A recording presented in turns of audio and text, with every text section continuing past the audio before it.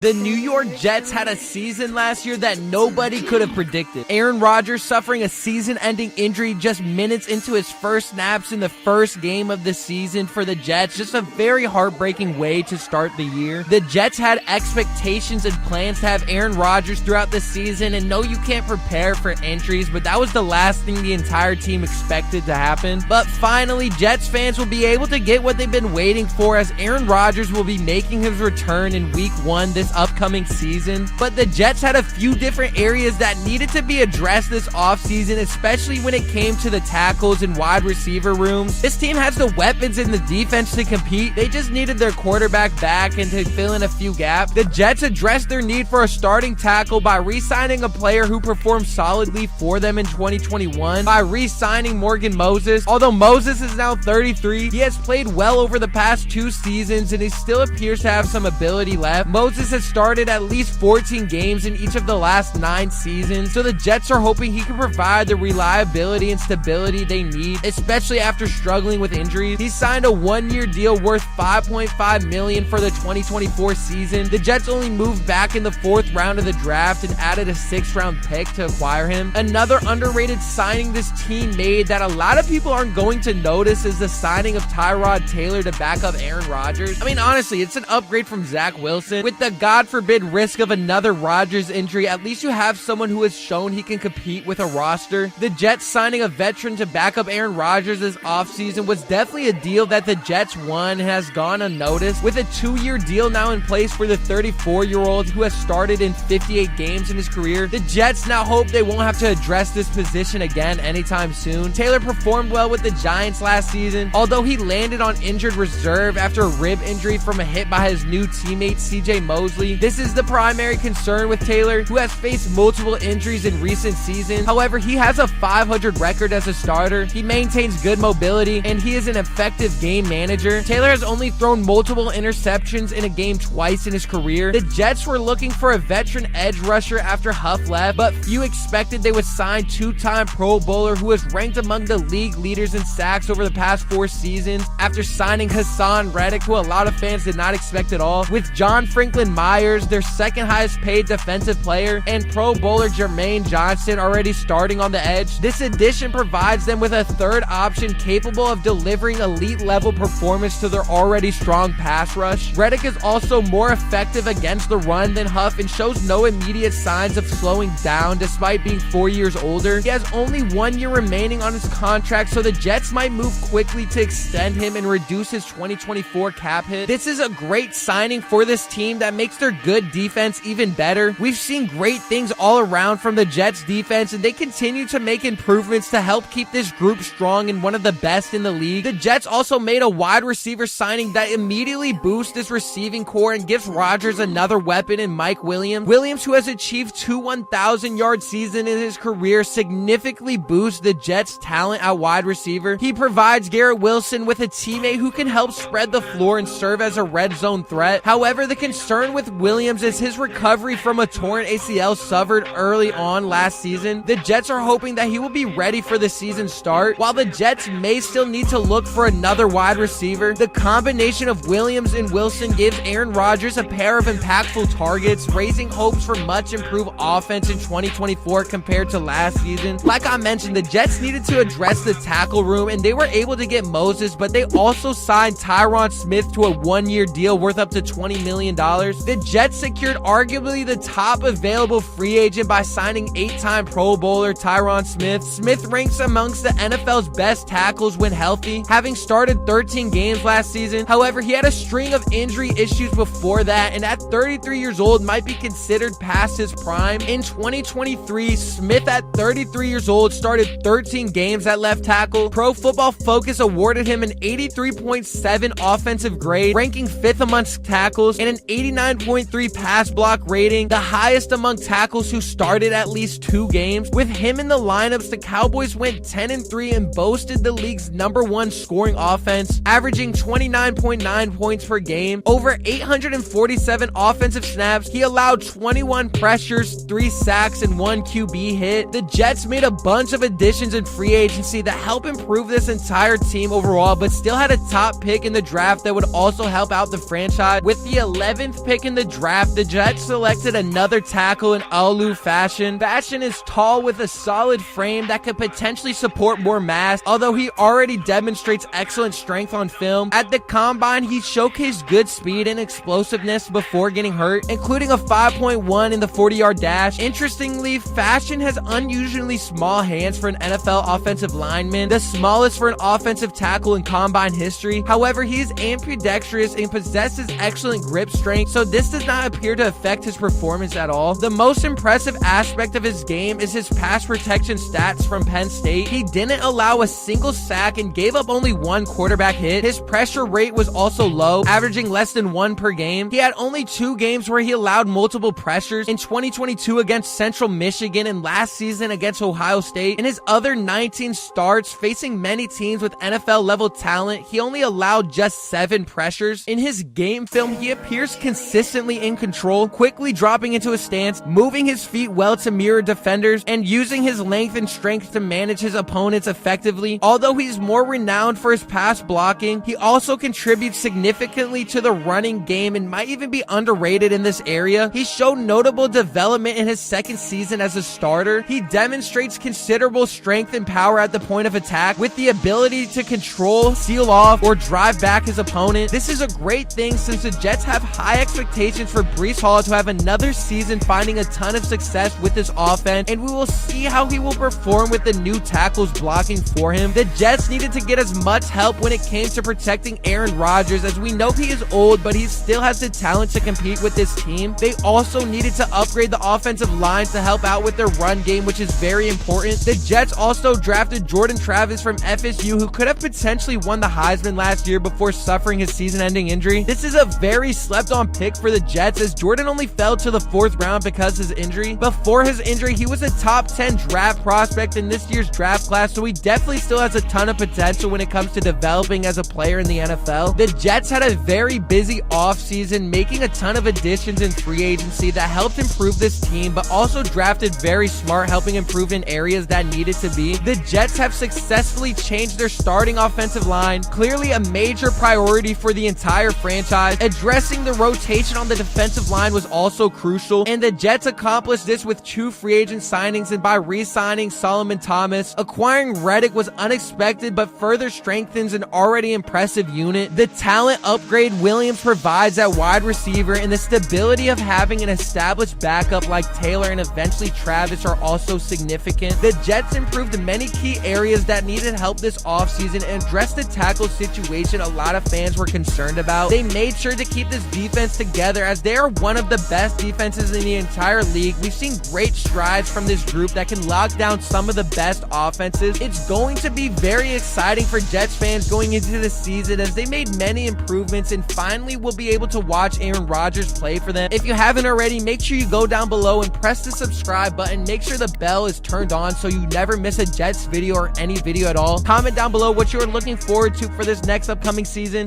and I'll see you guys in the next one.